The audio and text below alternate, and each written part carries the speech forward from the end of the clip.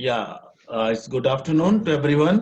Good afternoon sir. तो आज जो हम पढ़ने वाले हैं इंडस्ट्रियलाइजेशन हम पढ़ रहे हैं, औद्योगिकरण।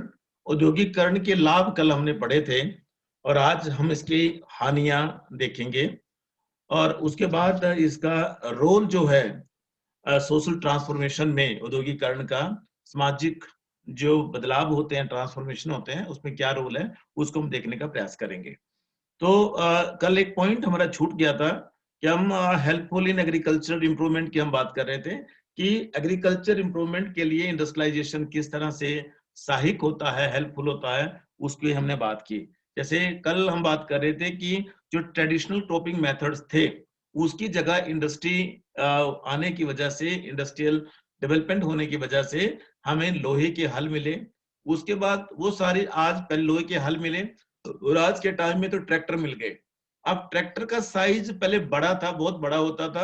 अब इंडस्ट्री और टेक्नोलॉजी ने इतनी तरक्की कर ली कि अब दो दो लोग लगेंगे और ट्रैक्टर को उठा के ले जाएंगे और उसको अपने इवन जो खेतों में आपके जो पेड़ लगे हुए हैं सेब के या किसी और के, उसमें अगर राउंड में कुछ आपने करना है तो उसको भी आपको कुदाड़ू से करने की जरूरत नहीं है।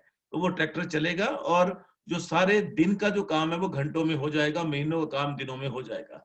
छोटे छोटे खेत हैं आपके, तो वहां भी पहाड़ों के लिए भी ट्रैक्टर का जो है वो आविष्कार हो चुका है। एक साइड ये सोइंग के लिए, हार्वेस्टिंग के लिए जो है, हार्वेस्टिंग आज के टाइम में वो समस्या नहीं रही जो पहले होती थी। आज बड़े बड़े हार्वेस्टर चल पड़े हैं। जो पंजाब या हरियाणा या प्लेन की बात करें तो वहां इतने सारे धान, इतने सारा गेहूं, इतना सारा मक्का होता है कि उसको अगर हाथ से करने लगेंगे तो महीनों लगेंगे। तो आज हार्वेस्टर चलता है, सीधे वो चलेगा आगे आगे और पीछे एक बोरी पकड़ने वाला चाहिए, साथ में ट्रॉली लगी होती है और ट्रॉली में उसको रखते चलते हैं, ट्रॉली में रखते चलते हैं बोरी भर भर के।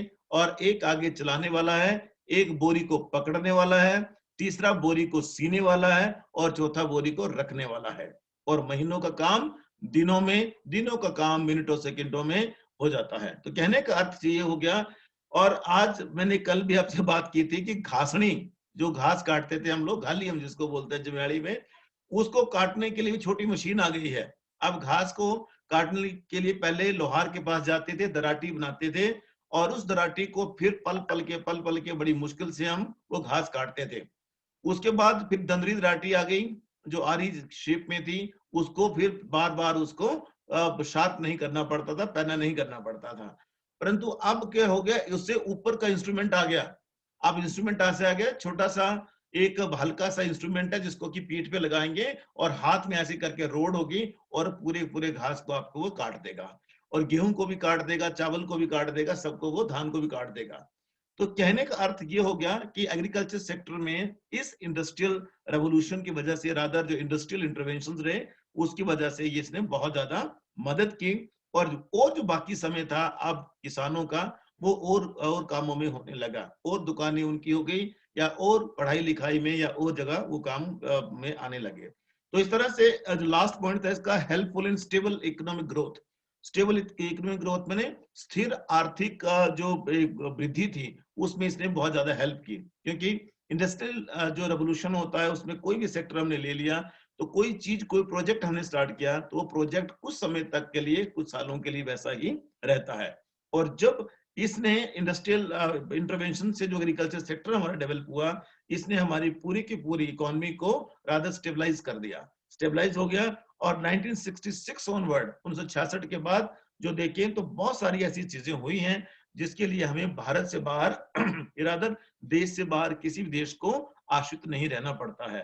तो ये इंडस्ट्रियलाइजेशन का ही कमाल है कि इसके लाभ है कि जिसने कि समाज को ऐसा बना दिया। और बहुत कम शब्दों में कहें तो ये कहा जा सकता है कि इंडस्ट्रियलाइजेशन ने अनडाउटली, कोई संदेह नहीं है इसमें, निसंदेह बहुत ज्यादा योगदान दिया है हमारी लाइफ को और बेहतर बनाने के लिए। और हमारे उसकी इसकी वजह से, इंडस्ट्रियलाइजेशन की वजह से, औद्योगिकरण की वजह से हमारे जो फंडामेंटल आउटकम और पॉलिसीज हैं वो निकल के जैसे सामने बाहर आए, तो उसने समाज को ट्रांसफॉर्म किया है, इसमें कोई दो राय नहीं। और उस ट्रांसफॉर्मेशन के बाद लोगों के पास पैसा आया है और उस पैसे के आधार पे परिवार में जो भी एम्यूनिटीज थी, जो साथी जो भी उनको चाहिए था, उसमें भी बदलाव हुआ है, उसको आराम से मिला है। और साथ में एक और अति महत्वपूर्ण चीज ये हुई है कि उसको मिलने के बाद बच्चों को अच्छे स्कूल में पहुंचाया गया है, और साथ में बच्चों को जो सारी अम्यूनिटीज जो उनको नहीं मिली माँ बाप को, वो बच्चों को मिलने लगी हैं। तो ये इट्स आउटकम ऑफ इंडस्ट्रियलाइजेशन। अगर ये नहीं होता तो शायद उतना पैसा हमारे पास नहीं आता जितना कि हमारा आया। पर परंतु ये तो इसका एक साइड है। दूसरी साइड इसकी क्या है? दूसरी साइड जो इसकी है वो that is something related with the disadvantages. इसकी हानियां भी हैं। हर चीज के कोई ना कोई अगर लाभ होते हैं, अगर मान लो 10 लाभ हैं तो 5 उसकी हानियां भी जरूर होती हैं। तो यहाँ कुछ एक इसकी हानियां हैं, उन हानियों को देखने का हम प्रयास करते हैं। और उन हानियों में सबसे पहले देखने का प्रयास करें तो it has created gap between target and achievement. Target और अचीवमेंट के बीच में, टारगेट क्या होता है कि हमने एक आइडियल सिचुएशन ले ली, एक आदर्श एक स्थिति ले ली कि हम ये इसको हम करेंगे, जिसको हम जब दूसरे कंसेप्ट पढ़ रहे थे, सोशल नॉर्म्स एंड वैल्यू को पढ़ते हैं, तो उसमें एक्सपेक्टेड एंड एक्चुअल की बात हम करते हैं। एक्सपेक्टेड मैंने जो समाज हमसे अपेक्षा करता है, रादर आपसे ये अपेक्षाएं होती हैं, और रादर हर एक जो स्टेटस है उससे अपेक्षा होती है। उसी तरह से इंडस्ट्रियलाइजेशन की भी कुछ अपेक्षाएं थी, और परंतु जो अचीवमेंट हुई, जो एक्चुअल जो हम बात करते हैं, वो अचीवमेंट दोनों के बीच में गैप रहता है। और गैप जो है कई बार तो छठे जो 5 ईयर प्लान है उसके बाद की अगर बात करें, फिफ्थ 5 ईयर प्लान में जो टारगेट थे और जो अचीवमेंट थी उसके बीच में 5.5% का गैप रहा, और जबकि ग्रोथ रेट जो कम थी।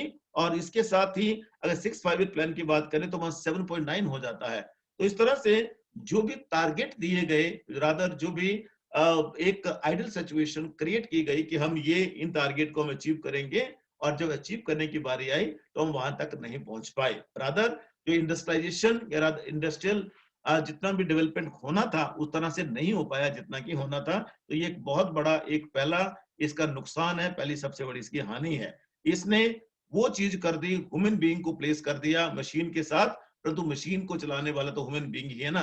तो उसमें नंबर ऑफ पीपल कम हुआ, परंतु जो इंटेंशन थी वो सारी वहां प्रभावित होती रही। Number 2, under utilisation of capacity. Under utilisation of capacity का मतलब सिंपल शब्दों में क्या होता है कि एक मशीन की, एक फैक्ट्री की, एक इंडस्ट्री की कैपेसिटी कितनी है। कैपेसिटी आई मीन कि उसकी क्षमता कितनी है उत्पादन करने की। और जब उत्पादन करने की क्षमता की अगर बात करें तो वो उत्पादन किस चीज का करना है वो भी बहुत बहुत मैटर करता है। अब उत्पादन के लिए कच्चा माल चाहिए, कच्चा माल प्लस और बहुत सारी चीजें चाहिए जो कि कई कारणों से उन्हें नहीं मिल सकी। और एक डेटा के मुताबिक एक अनुमान है कि हर इंडस्ट्री का 50 से 60% जो है वो प्रयोग हो ही नहीं पाता। रादर इसका मतलब क्या हो गया कि 50 से 40% जो है वो मात्र उसका प्रयोग होता है, और बाकी 50 से 60% के आसपास उसका प्रयोग नहीं हो पाता है। इसलिए जो उसकी कैपेसिटी है मशीन की या रादर इंडस्ट्री की, वो अंडर यूटिलाइज रहती है। और नंबर 3 है इंडस्ट्रियल सिकनेस। इंडस्ट्रियल सिकनेस क्या है कि आज के टाइम में अगर हम देखें 20वीं शताब्दी में या 21वीं शताब्दी में आके देखें, तो 20वीं शताब्दी के अंत में जो इंडस्ट्रियल सिकनेस थी वो बड़ी थी। और आज भी कल भी जब भी आप न्यूज सुनते हैं तो ऐसा हम बोलते हैं कि गन्ने की फैक्ट्रियां, शुगर मिल जो है कई बंद हैं, कई बंद पड़ी हुई हैं। तो डेटा अगर हम देखने की कोशिश करें तो बहुत सारा ऐसा मीडियम स्केल का, लार्ज स्केल का और स्मॉल कॉटेज इंडस्ट्री जो है वो आज सिकनेस की स्टेज पे है। सिकनेस का मतलब क्या होता है कि ना वो बंद है ना वो काम कर रही हैं, परंतु बीमार हैं। वो बीमार है, उनको ठीक करने के लिए बहुत सारा इन्वेस्टमेंट चाहिए, इसलिए डी इन्वेस्टमेंट की बात की जाती है हमेशा, और उसको बेच दिया जाता है प्राइवेट प्लेयर्स को, सरकारी कंपनियों को खास करके, और वो फिर अपने हिसाब से उसको चलाने की कोशिश करते हैं। तो ये जो है हर साल ये बढ़ रहा है, और ये जो प्रॉब्लम है इसकी वजह से फिर अनएम्प्लॉयमेंट की प्रॉब्लम होती है। जो लोग उस इंडस्ट्री में काम करते हैं वो बेरोजगार हो जाते हैं। तो इसलिए ये इंडस्ट्रियल सिकनेस जो है वो मैनेजमेंट की कमी के कारण जो है वो एक बहुत बड़ा नुकसान जो है वो समाज को देती है। नंबर 3 है एलीट ओरिएंटेड कंजम्पशन पैटर्न है। ये एलीट ओरिएंटेड, एलीट मैंने जो संभ्रांत जो वर्ग है, अमीर वर्ग जो है, उससे संबंधित जितना भी जो कंजम्पशन रादर जो जितना भी प्रोड्यूस होता है वो उसके मुताबिक ही होता है। और इसका अनफॉर्चुनेट जो पार्ट है वो इंडस्ट्रियल गुड्स में जो कैटर किया जाता है, उसकी जरूरतों को जो देखा जाता है, उसकी रिक्वायरमेंट को जो देखा जाता है, वो मार्जिनली मार्जिनली वो कुछ लोगों के हाथ में रहती हैं और आम आदमी के लिए इंडस्ट्री में बहुत कम चीजें जो है वो बनती हैं, ऐसा कहा गया है। रादर कहने का मतलब क्या हो गया कि बड़े बड़े ब्रांड्स जो हैं वो आम आदमी के लिए ना होकर कुछ एक व्यक्तियों के लिए होते हैं, कुछ एक लोगों के लिए ही रहते हैं। तो इसलिए इंडस्ट्री का जो मैक्सिमम जो प्रोड्यूस है वो सिर्फ उन्हीं के काम आता है, आम लोगों के काम नहीं आता है। नंबर 5 है ग्रोथ ऑफ बिग हाउसेस। इसकी वजह से, इंडस्ट्रियलाइजेशन की वजह से बड़े बड़े हाउसेस का निर्माण हो गया। बड़े बड़े हाउसेस का मतलब क्या हो गया कि गवर्नमेंट के हालांकि कई पॉलिसीज हैं, उसमें MRTP एक्ट है, लाइसेंसिंग पॉलिसी है, और परंतु उसके बावजूद भी बड़े बड़े हाउसेस और प्राइवेट हाउसेस का निर्माण हुआ, कॉर्पोरेट सेक्टर का निर्माण हुआ, और जिसने की प्राइवेट कॉर्पोरेट सेक्टर ने पूरे के पूरे पॉलिटिकल सिस्टम को हाईजैक किया और आधा सोशल सिस्टम को भी हाईजैक किया, और जिसकी वजह से जो उन्हें मिलना चाहिए था, पूरे एक इक्विटेबल डिस्ट्रीब्यूशन की जो हम बात करते हैं कि बराबरी में जो वितरण होना चाहिए था वो वितरण नहीं हुआ। एक साइड रिलायंस जैसी एक बड़ी, बहुत बड़ी क्या बोलते हैं, टाटा जैसा, बिरला जैसा बन गया, और एक साइड धीरू भाई अंबानी की कंपनी रिलायंस आज कहां से कहां पहुंच गई। यही हाल जो सारी दुनिया में है, परंतु इसके बिना करोगे क्या? करोगे क्या? अगर ये लोग नहीं होंगे तो सरकार के पास तो इतना पैसा है नहीं कि वो लगा सके, परंतु सरकार लगा सकती थी अगर उसको सही तरीके से उसको प्लान किया होता, तो कई लोगों को रोजगार भी, सिक्योर्ड रोजगार मिलता। रोजगार तो वहां भी है, परंतु कब वो इनको हायर एंड फायर कर दिया जाए कोई पता नहीं। पॉलिसी उनकी हायर्ड एंड फायर्ड की होती है, जब मुझे जरूरत होगी तो मैं किसी को लूंगा, जब जरूरत नहीं तो उसको मैं छोड़ दूंगा। परंतु सरकारी तंत्र में ऐसा नहीं होता है, और सरकारी तंत्र में जो एक बार आ गया वो जब तक रिटायर नहीं होता तब तक वो इसका हिस्सा रहता है। तो इस तरह से एक और जो चीज हुई, जो नुकसान एक और हुआ, इसने क्या कर दिया, रीजनल इम्बैलेंस को बढ़ा दिया। रीजनल इम्बैलेंस मैंने क्षेत्रीय जो संतुलन था उसको बढ़ा दिया, क्षेत्रीय असंतुलन हो गया। और क्षेत्रीय असंतुलन की वजह से क्या हो गया कि कुछ एरियाज ऐसे थे, जैसे हिमाचल है, हिमाचल में इंडस्ट्री कहाँ लगेगी? बद्दी में, बरोटी वाला में, BBN हम जिसको बोलते हैं, बद्दी बरोटी वाला, जो पूरा का पूरा ये नेटवर्क है, सिर्फ वही सोलन डिस्ट्रिक्ट में मैक्सिमम लगे। और उसके बाद कांगड़ा डिस्ट्रिक्ट कुछ एक पार्ट, ऊना का कुछ एक ग्रेट वाला पार्ट, और कहीं नहीं। तो कहने का अर्थ क्या था कि इसने क्या कर दिया, सीरियस वीकनेस जो इंडस्ट्रियल डेवलपमेंट की वो यही रहती है कि ये कुछ एरिया को ये डेवलप करता है। और हिमाचल में अगर हम बात करें इंडस्ट्री के हिसाब से देखें, इंडस्ट्री के हिसाब से सीमेंट की इंडस्ट्री जो है हिमाचल में लग सकती है, वाटर बेस्ड इंडस्ट्रीज हिमाचल में लग सकती है, जिसको हम पावर प्रोजेक्ट्स कहते हैं। और उसके बाद और अगर देखने की हम कोशिश करें तो क्या पोटेंशियल है हमारे पास, टूरिज्म एज एन इंडस्ट्री हमारे यहाँ डेवलप हो सकता है, परंतु उसको डेवलप करने के लिए बहुत सारी चीजें चाहिए। तो इसलिए इसने क्या कर दिया, एक रीजनल इम्बैलेंस को क्रिएट किया, और उसकी वजह से जैसे महाराष्ट्र है, गुजरात है, वेस्ट बंगाल है, तमिलनाडु है, जैसे जैसे जो देश थे, सॉरी प्रदेश थे, ये डेवलप हुए, ये विकसित हुए। क्यों? क्योंकि कोस्टल भी थे, कोस्टल मैंने समुद्र के रास्ते ज्यादा सामान, इनके पास कच्चा माल और पक्का माल यहाँ से जा सकता था। और साथ में जहाँ ट्रेन पहुंचती है, उस ट्रेन के थ्रू जो है वो बहुत सारे माल जो है एक ही बार में आ सकता है, जा सकता है। अब यहाँ बस या ट्रक से सामान पहुंचाना है तो इसलिए बहुत ही ज्यादा मुश्किल काम ही होता है, और उसकी कॉस्ट भी उतनी ज्यादा बढ़ जाती है। तो इस तरह से जो एक यहाँ बताने की कोशिश की गई, एक जो आंकड़ा है, उस आंकड़े के मुताबिक देखने की कोशिश करें तो जो लार्जर शेयर है, more than 80% in industrial activities देश में, वो जो है वो बिहार, उड़ीसा, मध्य प्रदेश का है। तो इस तरह से पूरी की पूरी चीजें जो हैं वो हमें प्रभावित करती हैं और उससे हम प्रभावित होते हैं। इसके आधार पर एक और चीज जो रहेगी, एक और जो चीज रहेगी कि नॉन प्रॉपर इंप्लॉयमेंट प्लानिंग इनकी नहीं होती है। जैसे मैंने पहले आपसे बात की थी, इंडस्ट्रियल डेवलपमेंट में, इंडस्ट्रियलाइजेशन में जो है हायर एंड फाइड का फॉर्मूला रहता है कि जब मुझे जरूरत है तब मैं उसकी सेवाएं लूंगा, और जब जरूरत नहीं है तो उसकी सेवाएं मैं नहीं लूंगा। तो इस तरह से बोलने का कोशिश ये है कि जो भी नीड बेस्ड जो भी सिस्टम रहता है, उस नीड बेस्ड सिस्टम में ये खामियां रहती हैं, और प्रॉपर प्लानिंग ना होने की वजह से आम जनता को इसका नुकसान होता है। अंतिम है पुअर प्रोडक्टिविटी परफॉर्मेंस। प्रोडक्टिविटी में उत्पादकता की जो परफॉर्मेंस है वो बहुत ही पुअर है, और पुअर होने की वजह से जो इसकी इंडस्ट्रियल सेक्टर का जो है वो गरीब और वो डिसमिल, ये ढुलमुल सा रवैया अपना के कई ऐसे इंडस्ट्रीज हैं जो कि बहुत अच्छा काम करती हैं, परंतु मैक्सिमम जो हैं उसमें कई कारणों से, किसी के पास फंड की कमी है, किसी के पास रिसोर्सेज की कमी है, किसी के पास क्या, किसी के पास क्या, उसकी वजह से इनका जो है वो प्रॉपर्ली उसको जो है काम नहीं कर पाती है, प्रोडक्टिविटी प्रॉपर्ली उसकी नहीं होती है। तो इस तरह से एक विद्वान हुए हैं, उनका नाम हैलिस चिनॉय है। उन्होंने एक स्टडी की और उन्होंने पाया 40 देशों का उन्होंने अध्ययन किया इंडस्ट्रियल डेवलपमेंट के लिए। तो उसमें भारत को सबसे नीचे नंबर पे पाया।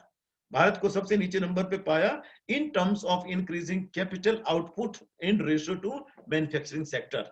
मैन्युफैक्चरिंग सेक्टर में जो भी कैपिटल रेशियो था जो डेवलप किया उन्होंने, उसमें भारत सबसे नीचे पाया गया। तो इसका मतलब क्या हो गया कि पुअर प्रोडक्टिविटी परफॉर्मेंस है इंडस्ट्रियल इंडस्ट्रियलाइजेशन की वजह से।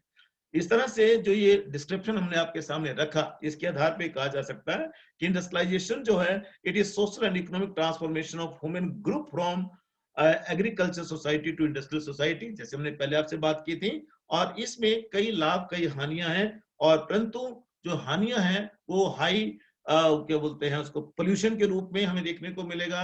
एयर पोल्यूशन है, वाटर पोल्यूशन है, सॉइल पोल्यूशन है, और साथ में एक और जो क्वालिटी ऑफ लाइफ को हमारे यहाँ ये पोल्यूशन प्रभावित करता है। लाइफ एक्सपेक्टेंसी हमारी इससे कम होती है। और उसके बाद जो मीन्स ऑफ प्रोडक्शन है, उसके ऊपर उत्पादन के जो साधन है, जो तरीके हैं, उसके ऊपर कुछ लोगों का पूरा एक अधिकार रहता है, और उस एक अधिकार की वजह से और जो समाज के दूसरे तबके हैं, दूसरे जो सेगमेंट है समाज के, वो से प्रभावित होते हैं।